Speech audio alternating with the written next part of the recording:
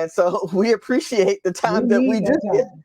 okay, to recoup. But yeah, so tonight's subject or the conversation for tonight is work, family, legacy, and of course the millennials, the blueprints and for success. So we're going to break it down. We've got some other content that we're going to introduce just as conversation pieces. We'll talk through those, and we'll continue our conversation and of course get your feedback. You how do you feel about this subject? I mean, Well, I'm very opinionated, argumentative at times. I yeah, don't believe they have the blueprint for success.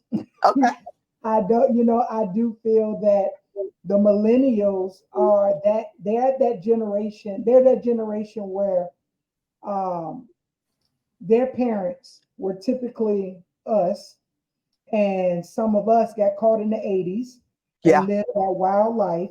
So some millennials were really raised by grandparents. They really wasn't raised. So then they had these emotional difficulties. And I mm, have a family of millennials. And I feel okay, that they're not strong enough. They have strength in their own arena, but they're not what we would say strong enough just to take it, shake it off, and move it on.